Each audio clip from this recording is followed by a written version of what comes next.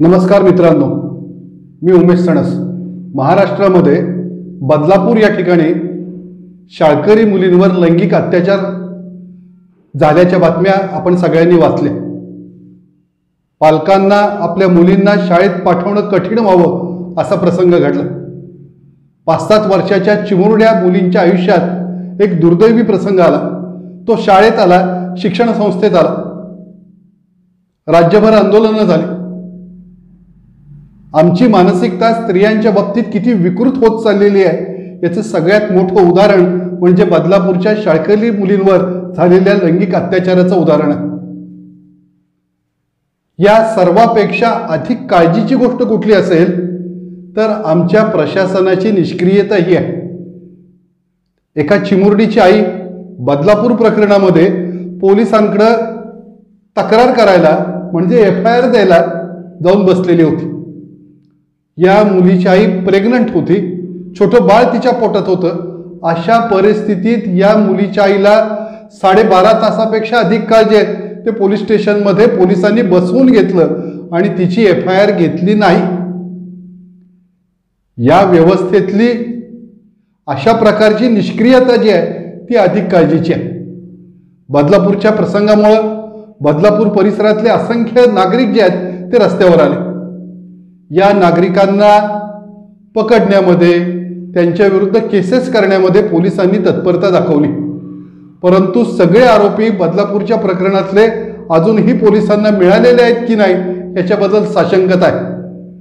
शिक्षण संस्थेचे संचालक असलेले आपटे नावाचे सद्गृहस्थ यांनी CCTV फुटेज हे डिलीट करण्याचा प्रयत्न केला अशा बातम्या येत होत्या। त्या बातम्यांमध्ये तथ्य आहे का याची तपासणी होणं गरजेचं आहे। या छोट्या मुलींना ज्या जखमा झालेल्या होत्या त्या सायकल चालवताना झाल्या असाव्यात अशा प्रकारचं मत शाळेतल्याच एका शिक्षिकेनं व्यक्त केलं असं म्हणतात। प्रश्न असा आहे की ही निष्क्रिय व्यवस्था आमच्या चिमुरड्या मुलींवर लैंगिक अत्याचार होतो आणि आरोपींना मदत करते ही सगळ्यात काळजीची गोष्ट आहे। बदलापूरच्या प्रकरणानंतर आम्ही काही शिकलेलो नाही एवढंच यातलं सत्य आहे। बदलापूर प्रकरणामुळं महाराष्ट्राचं नाव, बदलापूरचं नाव जे आहे ते भारतभर गेलं। अशा पद्धतीचे लैंगिक अत्याचार होणं आणि स्त्रियांच्या बाबतीत होणं, छोट्या मुलींच्या बाबतीत होणं ही चिंतेची गोष्ट आहे, हे लक्षात घेतलं पाहिजे। त्याच दरम्यान पश्चिम बंगालमध्ये एका डॉक्टर महिलेवर अत्याचार करून तिचा खून करण्यात आला। महाराष्ट्रामध्ये सरकार हे भाजप प्रणित आघाडीचं होतं। शिंदे आणि अजितदादा हे त्यात सहभागी आहेत। पश्चिम बंगालमध्ये सरकार हे तृणमूल काँग्रेसचं आहे। इथंही एका डॉक्टर महिलेवर अत्याचार झाला आणि तिचा खून केला गेला। इथंही FIR उशिरा घेतली। इथंही त्या पीडित मुलीच्या, त्या डॉक्टर महिलेच्या आई वडिलांना फार मोठ्या त्रासाला तोंड द्यावं लागलं। आरोपींना वाचवण्यासाठी आटोकाट प्रयत्न जे आहेत ते पश्चिम बंगालमधल्या प्रकरणात सुद्धा केले गेले। ही व्यवस्था पीडित महिलांना, ज्यांच्यावर अत्याचार होत आहेत त्या स्त्रियांना जर मदत करणार नसेल तर या व्यवस्थेचा आम्हाला काय उपयोग आहे हा आमच्या समोरचा प्रश्न आहे। अगदी अलीकडं एक 2-3 दिवसापूर्वी जे आहे ते मध्य प्रदेशात एक घटना घडली। उज्जैन शहरामध्ये भर रस्त्यामध्ये एका महिलेवर बलात्कार केला गेला। रस्त्यानं जाणारी येणारी लोक बघत राहिली। काहींनी या प्रसंगाचं व्हिडिओ रेकॉर्डिंग करण्याचा प्रयत्न केला, पण त्या नराधम आरोपीला कोणी थांबवलं नाही। समाजाची ही मानसिकता ही अधिक काळजी करणारी आहे। ज्या समाजामध्ये स्त्रियांना सन्मानाचं स्थान दिलं जाऊ शकत नाही, ज्या समाजामध्ये स्त्रियांवर एवढ्या मोठ्या प्रमाणात अत्याचार होतात, त्या समाजाचं भविष्य काय आहे याचा विचार करण्याची वेळ आलेली आहे। एका बाजूला समाजानं स्वतःच्या भविष्याचा विचार केला पाहिजे आणि दुसऱ्या बाजूला राज्यकर्त्यांनी, प्रशासनानं जे आहे ते अशा पीडित महिलांवर अत्याचार होत असताना अशा पीडित महिलांना मदत न करता आरोपींना सहकार्य करण्यासाठी जास्तीत जास्त आपली शक्ती खर्च करणं ही सुद्धा काळजीची गोष्ट आहे। असं म्हणतात की ही व्यवस्था पुरुषप्रधान आहे। आमचा हजारो वर्षांचा इतिहास पाहिला तर स्त्रीला आम्ही सदैव देवतेचं स्थान दिलेलं आहे। स्त्री ही देवता आहे असं म्हणायचं, पण स्त्रीला प्रत्यक्षात माणूस म्हणूनही जगू द्यायचं नाही, हा आमच्या इथला निसर्गाचा नियम असावा. हजारो वर्षाच्या परंपरेतनं आम्ही काही शिकलेलो नाही ही गोष्ट लक्षात येते. रामायणाचा कालखंड घ्या. स्त्रीची अवस्था रामायणात कशी होती? रावण राजा होता त्यावेळी सीतेचं अपहरण झालं. राज्यकर्ता रावण असेल तर स्त्रीचं अपहरण होत आहे. राम राजा झाला त्यावेळी सीतेला अग्निदिव्य करावं लागलं. राम राजा झाला तर स्त्रीला अग्निदिव्याला सामोरं जावं लागतंय. महाभारताच्या कालखंडामध्ये यापेक्षा वेगळी परिस्थिती नाही. राजा जेव्हा दुर्योधन होता त्यावेळी द्रौपदीला भर सभेत आणले गेले आणि तिचं वस्त्रहरण करण्याचा प्रयत्न जो आहे तो दुर्योधनाकडून राज्यकर्त्यांकडून केला गेला. आणि धर्मराज जेव्हा राजा होता त्यावेळी त्यानं द्रौपदीला द्यूतामध्ये पणाला लावले आणि एखादी भोगवस्तू असल्याप्रमाणे तिच्याशी वर्तन केलं. म्हणजे महाभारत काळातही हीच परिस्थिती आहे.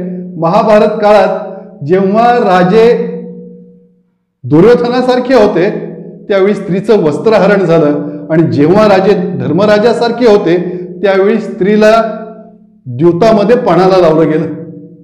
जुगारामध्ये एखादी वस्तू म्हणून जे आहे ते स्त्रीला पणाला लावण्याचा प्रकार हा महाभारत काळात झाला. राजे जेव्हा हिंदू होते तेव्हा स्त्रिया जाळल्या गेल्या आणि राजे जेव्हा मुसलमान होते तेव्हा या देशात स्त्रिया जमिनीत गाडल्या गेल्या. हा इतिहास बदलण्याची आवश्यकता आहे. स्त्री ही इतिहास बदलणारी, इतिहासाला नवीन आयाम देणारी शक्ती आहे हे समजावून घेण्याची वेळ आमच्या भारतीय जनमानसावर आजच्या घडीला आलेली आहे हे आवर्जून सांगितलं पाहिजे. ज्या समाजात स्त्रियांवर मोठ्या प्रमाणात अत्याचार होतात आणि ज्या समाजात स्त्रियांना सन्मानाचं स्थान दिलं जात नाही त्या समाजाचं भविष्य उज्ज्वल असणार नाही, तर त्या समाजाचं भविष्य अधोगतीकडे गेल्याशिवाय राहणार नाही ही गोष्ट आपण लक्षात घेतली पाहिजे. स्त्रियांवरच्या अत्याचाराच्या घटना जर आपण बघितल्या तर 1985चं उल्हासनगरचं रिंकू पाटीलचं प्रकरण जे आहे ते आपल्यापैकी अनेकांना आठवत असेल. एका शाळकरी मुलीला एकतर्फी प्रेमातून तिची हत्या केली गेली. लोक मोठ्या प्रमाणात रस्त्यावर आली, लोकांनी आंदोलनं केली, लोकांनी या प्रकाराचा निषेध केला. परंतु स्त्रियांवरच्या अत्याचारांच्या संख्या कमी झाल्या नाहीत. आमची मानसिकता स्त्रियांप्रती बदलली नाही. स्त्रियांप्रती असणारी पुरुषांची मानसिकता आणि समाजाची मानसिकता जोपर्यंत बदलत नाही तोपर्यंत स्त्रियांवरचे अत्याचार जे आहेत ते थांबणार नाहीत. या देशामध्ये सर्वार्थानं आम्ही ज्याला आदर्श मानतो त्या श्रीकृष्णानं केवळ महाभारताचं युद्ध केवळ एकाच कारणासाठी घडवलं असं इतिहासाचे काही अभ्यासक सांगतात. ते एकमेव कारण म्हणजे द्रौपदीला भर सभेत आणणं, द्रौपदीला वस्त्रहरणाच्या प्रकाराला सामोरं जायला लावणं आणि तिचा आत्यंतिक अपमान करणं ही गोष्ट श्रीकृष्णाला आवडलेली नव्हती. एका स्त्रीवर झालेल्या अत्याचारासाठी आणि एका स्त्रीच्या झालेल्या अपमानाचा बदला घेण्यासाठी श्रीकृष्णानं महाभारताचं युद्ध जाणीवपूर्वक घडवून आणलं असं इतिहासाचे अभ्यासक सांगतात. एका स्त्रीच्या आत्मसन्मानासाठी एक प्रचंड मोठं युद्ध करणारा, एक महायुद्ध घडवणारा राज्यकर्ता जर भारतभूमीनं पाहिलं असेल आणि या राज्यकर्त्याची परंपरा आम्हाला असेल तर स्त्रियांवरचे अत्याचार हे थांबवण्यासाठी जे आहे ती आमची मानसिकता अधिक सक्षमपणानं जी आहे ती तयार झाली पाहिजे. हा माझा कार्यकर्ता आहे, हा माझ्या पक्षाचा कार्यकर्ता आहे आणि म्हणून त्याला मदत करायची, म्हणून त्याच्यावर जर लैंगिक अत्याचाराचे आरोप असतील तर त्याचं समर्थन करायचं. हा प्रकार सर्वच राजकीय पक्षांकडून केला जातो. तृणमूल काँग्रेसच्या राज्यामध्ये जे घडलं जातं त्याचं समर्थन महाविकास आघाडीचे राज्यातले नेते करतात का या प्रश्नाचं उत्तर होकारार्थी आहे. ब्रजभूषण सिंह याच्या सारख्या कुस्तीगीर संघटनेच्या अध्यक्षावर महिलांवर लैंगिक अत्याचार केल्याचे आरोप झाले. काय झालं या आरोप झाल्यानंतर? त्याच्यावर कुठली कारवाई झाली नाही, काय नाही. पण ब्रजभूषण सिंहाचं समर्थन करणारे अनेक माणसं जी आहेत ती उत्तर भारतामध्ये निर्माण झाली. ममता बॅनर्जींनी स्वतःच मोर्चा काढला मोठा आणि पश्चिम बंगालमधल्या महिला डॉक्टरवर झालेल्या अत्याचाराच्या प्रकाराचा निषेध करायचा प्रयत्न केला. ममता बॅनर्जी कोणाच्या विरुद्ध अशा प्रकारचा मोर्चा काढीत होते. ममता बॅनर्जींना कोणाचा निषेध करायचा होता?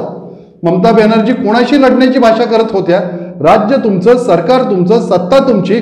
अशा परिस्थितीमध्ये स्त्रियांवरच्या अत्याचाराच्या संदर्भात एक महिला मुख्यमंत्री इतकी निष्क्रियपणानं वागत असेल तर ही व्यवस्था जी ती बदलण्याची गरज आहे का याचा विचार केला पाहिजे. महाराष्ट्र हे प्रगतिशील राज्य आहे. छत्रपती शिवाजी महाराज, महात्मा फुले, डॉक्टर बाबासाहेब आंबेडकर, शाहू महाराज यांचं नाव आम्ही सामाजिक जीवनामध्ये आणि प्रगतीच्या क्षेत्रामध्ये घेतो. अशा राज्यामध्ये बदलापूर सारख्या ठिकाणी शाळकरी मुली आमच्या जर सुरक्षित नसतील तर आमचं प्रशासन आणि आमची व्यवस्था नेमक्या कोणत्या दिशेनं प्रवास करते आहे याचा विचार करणं जे आहे ते आवश्यक आहे. आपला जीवन हाय तेरी यही कहाणी, आचलमय हे दूध और आंखों में पाणी, असं मैथिली शरण गुप्तांनी स्त्री जीवनाबद्दल म्हटलेलं आहे. स्त्रियांची अवस्था ही अधिक कणखर झाली पाहिजे. स्त्रिया या अधिक सक्षम झाल्या पाहिजेत. स्त्रियांच्या लाभासाठी, स्त्रियांच्या कल्याणासाठी असंख्य कायदे केलेले आहेत. त्या कायद्याचा वापर करणारी यंत्रणा जी आहे ती सक्षम झाली पाहिजे. स्त्रियांच्या अत्याचाराच्या संदर्भात कोणत्याही प्रकारची तक्रार आली तर तिची ताबडतोबीनं शहानिशा करून गुन्हा दाखल करणारी एक व्यवस्था आम्हाला या देशात निर्माण करायला लागेल. गेल्या 40-50 वर्षामध्ये स्त्रियांवरच्या अत्याचाराचं प्रमाण जे आहे, लैंगिक अत्याचाराचं प्रमाण जे आहे ते दिवसेंदिवस वाढत आहे. भारतामधून रोज 345 मुली ज्या आहेत त्या बेपत्ता होत आहेत अशी आकडेवारी जी आहे ती समोर येते. कुठं जात आहेत या मुली? काय होतं या मुलींचं? या मुलींचं अपहरण केलं जात आहे का? या मुली परदेशात विकल्या जात आहेत का? या मुलींना ज्या आहेत त्या कुठल्या अनैतिक व्यवसायासाठी काम करायला भाग पाडलं जात आहे का? की या मुलींना गुलाम म्हणून विकलं जात आहे? याची कसलीही माहिती जी आहे ती, ह्याचा कोणताही डाटा जो आहे तो आपल्याकडे उपलब्ध नाही. राज्यकर्त्यांना त्यांचा शोध घेता येत नाही आणि ते आपल्याला सापडत नाहीत. अशा प्रकारच्या धोकादायक व्यवस्थेमध्ये आणि अशा प्रकारच्या धोकादायक समाजामध्ये आपण जगत असू तर आपलं जगणं हे खरोखर कठीण आहे असं म्हटलं पाहिजे. छत्रपती शिवाजी महाराजांची परंपरा आम्ही सांगतो. रांजेगावच्या पाटलानं एका स्त्रीशी व्यभिचार केल्यानंतर छत्रपती शिवाजी महाराजांनी वयाच्या 16व्या वर्षी त्या पाटलाचा चौरंग करण्याची आज्ञा केली. त्याचे दोन्ही हात आणि दोन्ही पाय कलम केले. रांजेगावचा पाटील हा गावचा पाटील होता आणि त्याच्या बाबतीत महाराजांनी अतिशय कठोर भूमिका घेतली हे आम्हाला माहिती आहे.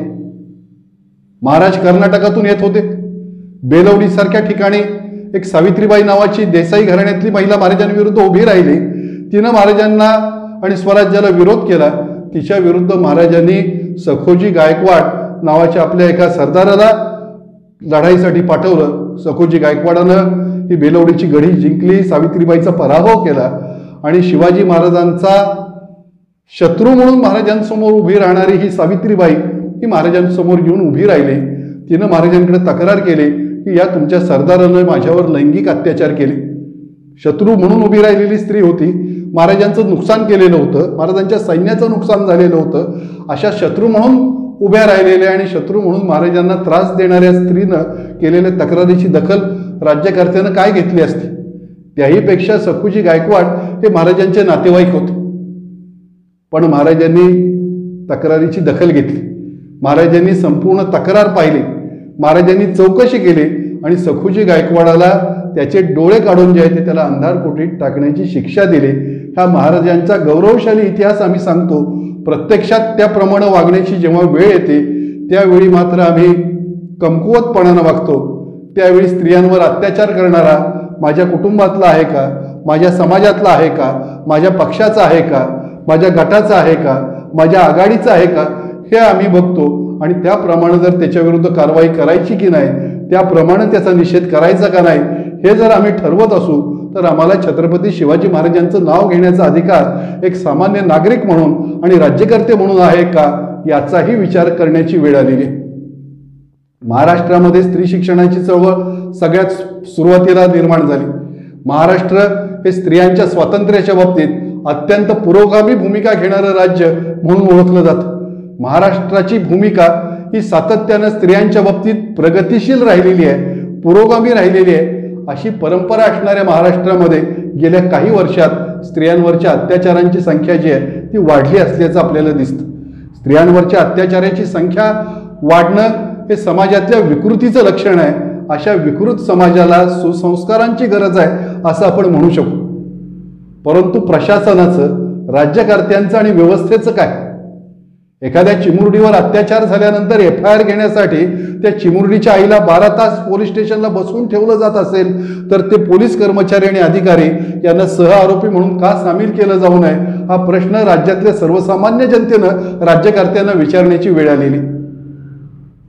प्रत्येक ठिकाणी अशा पद्धतीनं स्त्रियांवर जिथं अत्याचार होतात, स्त्रीवर जिथं अन्याय होतो तिथं तातडीनं त्या प्रकारांची दखल का घेतली जात नाही?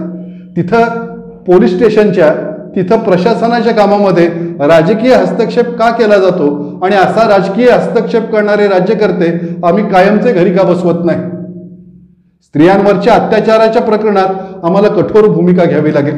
स्त्रियांवरच्या अत्याचाराच्या संदर्भामध्ये आम्हाला समाज म्हणून बदलावं लागेल. आम्हाला आमची पुरुषी मानसिकता बदलावी लागेल. मुलींना कराटे आणि मुलांना पराठे आले पाहिजेत हे बदलत्या व्यवस्थेमध्ये गरजेचं आहे. हा संस्कार जो आहे तो आम्हाला नव्यानं इथल्या मातीला आणि इथल्या माणसांना द्यावा लागेल. छत्रपती शिवाजी महाराजांची परंपरा आहे आम्हाला असं नुसतं पुस्तकात म्हणायचं, असं नुसतं भाषणात सांगायचं, परंतु प्रत्यक्षात वेळ आली की त्याहून विपरीत वागायचं. असा प्रकार आपल्याकडून होणार नाही याच्यासाठी प्रत्येक नागरिकानं आणि प्रत्येक व्यक्तीनं जे आहे ते काळजी घेण्याची आवश्यकता आहे. मुलांना आणि मुलींना शाळेत पाठवल्यानंतर पालकांना सर्वाधिक सुरक्षितता जर वाटत असेल तर आपलं मूळ शाळेत आहे. शाळा ही पालकांसाठी सर्वाधिक सुरक्षिततेची जागा असेल आणि त्या सुरक्षित जागेतच मुलींवर अत्याचार होण्याच्या घटना घडत असतील तर आम्ही फार मोठ्या अपयशाला सामोरं जात आहोत असं आपल्याला म्हणावं लागेल. 21वं शतक आहे. 21व्या शतकातलं 3रं दशक सुरू झालेलं आहे आणि त्या 3ऱ्या दशकामध्ये भारतामध्ये आणि महाराष्ट्रासारख्या अतिशय पुरोगामी राज्यात जर आमच्या मुली, आमच्या स्त्रिया जर सुरक्षित नसतील तर आम्ही फार मोठ्या गोष्टी ज्या आहेत त्या गमावलेल्या आहेत असं आपल्याला म्हणता येईल. महाराष्ट्राची पहिली महिला मुख्यमंत्री कधी होणार? जेव्हा केव्हा व्हायची तेव्हा होऊ देत.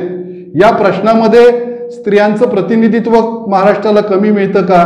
महाराष्ट्रात स्त्रिया राजकारणात का दिसत नाहीत, इतर क्षेत्रात का दिसत नाहीत याची चर्चा बाजूला ठेवू, पण स्त्रियांप्रती सन्मान बाळगणारा, स्त्रियांबद्दल अत्याचार होत असताना गप्प न बसणारा माणूस जो आहे तो उभा राहणं जे आहे ती आजची काळाची गरज आहे. सगळ्यात दुर्दैवी घटना तर उज्जैनची आहे. रस्त्यानं जाणारी येणारी लोक जे आहेत ते एखादा IPLचा सामना असावा, एखाद्या क्रिकेटचा सामना असावा, एखादा इन्सिडेंट असावा, एखादा इव्हेंट असावा, तशी ही अघोरी घटना पाहत राहिलेली आहेत. कुणाला वाटलेलं नाही की पुढं जावं आणि हा अत्याचार करणाऱ्या माणसाला थांबवावं. समाजाचा हा शंढपणा, समाजाची ही निष्क्रियता ही फार मोठी विकृती आहे. आज तुम्ही गप्प बसलात तर उद्या हे प्रकरण, हा अत्याचार जो आहे तो तुमच्या गावापर्यंत येणार आहे, तुमच्या शहरापर्यंत येणार आहे, तुमच्या घरापर्यंत येणार आहे. याची जाणीव जी आहे ते महाराष्ट्रातल्या सुजाण नागरिकांनी जी आहे ती करून घेण्याची वेळ आलेली. अशा प्रकरणांच्या बातम्या देत असताना, अशा प्रकरणाचं वृत्तांकन करत असताना बातमी खणून काढणं आणि सर्व आरोपींवर कारवाई होईल यासाठी जास्तीत जास्त प्रयत्न करणं, या गोष्टी ज्या आहेत त्या होताना दिसत नाहीत. या सगळ्या गोष्टी होण्याची आवश्यकता आहे. आपल्याला परिस्थिती बदलावी लागेल, आपल्याला वातावरण बदलावं लागेल, आपल्याला आपल्या मुलांची आणि पुढच्या पिढीची मानसिकता बदलावी लागेल. समाजाला स्त्रियांप्रती आदर दाखवण्याची एक नवी मानसिकता जी आहे ती आपल्याला दाखवावी लागेल. आपल्या बोलीभाषेतली, आपल्या बोलण्यातली स्त्रियांबद्दलची आदराची भाषा ही एका ठिकाणी आणि स्त्रियांबद्दल वागत असताना विकृतीनं वागण्याची पद्धत दुसऱ्या ठिकाणी, असा प्रकार आमच्याकडून होत असेल तर आम्हाला स्वतःमध्ये व्यक्ती म्हणून आणि आमच्या समाजामध्ये आमूलाग्र बदल करून घ्यावे लागतील. स्त्रियांवरच्या अशा प्रकारचे अन्याय आणि अशा प्रकारचे अत्याचार हे महाराष्ट्राला भूषणावह नाहीत. भविष्यात असे प्रकार घडत राहिले तर महाराष्ट्राची अवस्था ही वेगळ्या दिशेनं होईल. भारतामध्येही अशा पद्धतीनं अन्यायाविरुद्ध आणि अत्याचाराविरुद्ध उभ्या राहणाऱ्या महिला आणि त्यासाठी महिलांना उभी करणारी व्यवस्था जी आहे ती तयार होणं ही काळाची गरज आहे. ही व्यवस्था आम्ही जर निर्माण करू शकलो तर आम्ही काहीतरी मिळवलं असं म्हणता येईल. ही व्यवस्था आम्हाला जर निर्माण करता आली नाही, स्त्रियांसाठी लढणारे, स्त्रियांच्या हक्कासाठी उभी राहणारे आणि स्त्रियांच्या कल्याणासाठी सर्वस्व देणारी व्यवस्था आम्ही उभी करू शकलो नाही तर हे 21व्या शतकातलं आमचं सर्वात मोठं अपयश ठरेल। हे अपयश आम्हालाच्या पदरी पडू नये, या पिढीच्या पदरात येऊ नये असं ज्यांना वाटत असेल त्यांनी आपली मानसिकता स्वतःपासून, स्वतःच्या कुटुंबापासून बदलण्याची आणि स्त्रियांना सर्वोच्च सन्मानाचं स्थान आपल्या शब्दामध्ये आणि कृतीमध्ये देण्याची वेळ आलेली आहे। जय भवानी, जय शिवाजी।